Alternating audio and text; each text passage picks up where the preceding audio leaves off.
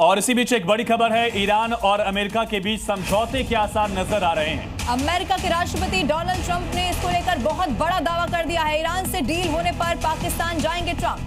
Islamabad deal पर sign करने जाएंगे ट्रंप, ये डोनाल्ड ट्रंप की तरफ से कहा गया। मुनीर शहबाज का जिक्र किया गया। और एक और बड़ी खबर है, इसी से जुड़ी हुई, ईरान को लेकर डोनाल्ड ट्रंप का बड़ा बयान सामने आ गया है। कहा ईरान के खिलाफ मिलने वाली बहुत बड़ी जीत है, ईरान के पास अब नौसेना बची ही नहीं है। ईरान के 158 जहाज समंदर में डूब गए हैं, हमें बहुत जल्दी जीत मिलने वाली है, ये लोग योद्धा थे।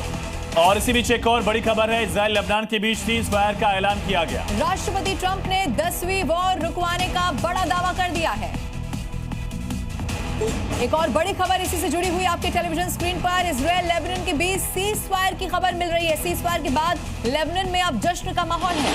तस्वीर आप देखिए, हवाई फायरिंग की गई है। हवाई फायरिंग करके लोगों ने जश्न मनाया, आतिशबाजी की, आसमान में धुरियां दागी और इस तरह से जीत का जश्न। अब देखिए, ऐसा माना जा रहा है कि मिडिल ईस्ट की जंग अब खत्म होने के करीब पहुंच गई है, क्योंकि डोनाल्ड ट्रंप ने ऐसे संकेत दिए हैं जिससे उम्मीद लगाई जा रही है कि 21 तारीख से पहले खाड़ी देशों के लिए अच्छी खबर आ सकती है। साथ ही ट्रंप ने दावा किया कि ईरान यूरेनियम डील पर भी राजी हो गया है। साथ ही ट्रंप ने बताया कि अगर डील होती है तो वो खुद पाकिस्तान जाएंगे। तो इसी बीच एक बड़ी खबर है, ओवैसी ने महिला आरक्षण को लेकर बड़ा बयान दिया। कानून से विपक्ष कमजोर हो जाएगा, ये कहा। परिसीमन संघीय ढांचे पर हमला है, ये असदुद्दीन ओवैसी की तरफ से कहा गया। समूचा विपक्ष इसी तरह का आरोप सरकार पर लगा रहा है और उसी बात को आगे बढ़ाते हुए असदुद्दीन ओवैसी खास करके दक्षिण भारत की पार्टियों की तरफ से लगातार मुद्दा उठाया जा रहा है कि परिसीमन के जरिए दक्षिण का प्रतिनिधित्व कमजोर होगा।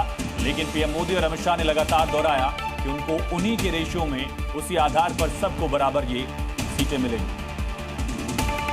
रियासती असेंबली इलेक्शन मसरूफ है। ये हुकूमत पैगाम ये देना चाहती है कि अपनी वहशी अक्सरियत से कानून बनाएंगे।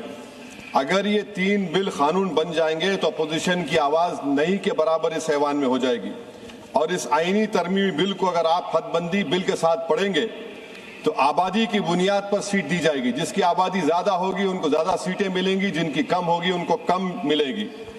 हदबंदी हर 10 साल बाद नहीं होगा सर, ना मरदमशुमारी की बुनियाद पर होगा, बल्कि हुकूमत फैसला करेगी कि हदबंदी होगी या नहीं। अगर होगा तो किस साल की मरदमशुमारी पर होगा।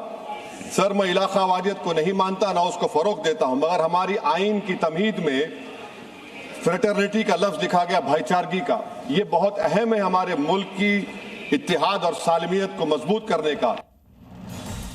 और उत्तर प्रदेश में अपराधियों के खिलाफ बड़ा एक्शन हो रहा है। जालौन में चोर के गिरोह से पुलिस की मुठभेड़ हो गई है। एनकाउंटर में 3 शातिर चोरों को धर दबोचा गया। हाथरस में पत्रकार हत्याकांड में एक्शन लिया गया, एक बड़ी कार्रवाई की गई। मुख्य आरोपी की फैक्ट्री को भी उसके बाद सीज कर दिया गया है। अभी तक की बात की जाए तो 10 आरोपियों को गिरफ्तार किया जा चुका है। इसी तरह से बरेली में भी एनकाउंटर हुआ। 5,80,000 के कैश के साथ 2 आरोपी पकड़े गए हैं। यानी पश्चिमी यूपी से लेकर बुंदेलखंड तक योगी फोर्स का ऑपरेशन लंगड़ा लगातार जारी। संदेश बिल्कुल साफ है, समूचे उत्तर प्रदेश में कहीं भी अपराधी छिपे हुए क्यों ना हो, योगी फोर्स उनको ढूंढ निकालेगी और उनका इलाज कर देगी। तस्वीरें भी आप देख रहे हैं, जालौन से लेकर बरेली तक, हाथरस से लेकर कानपुर तक, उत्तर प्रदेश के हर हिस्से में, अलग अलग हिस्सों में एक बड़ा एक्शन लगातार जारी है। तो अपराधी यहां भागने की कोशिश करते हैं और देखिए पुलिस कैसे उन्हें लंगड़ा कर देती है और उसके बाद उनके गुनाहों का हिसाब यहां पर होता है। लेकिन ये ऑपरेशन अभी यहां पर रुकने नहीं वाला। इसी तरह शहर शहर एनकाउंटर की तस्वीर देखने को मिल रही है।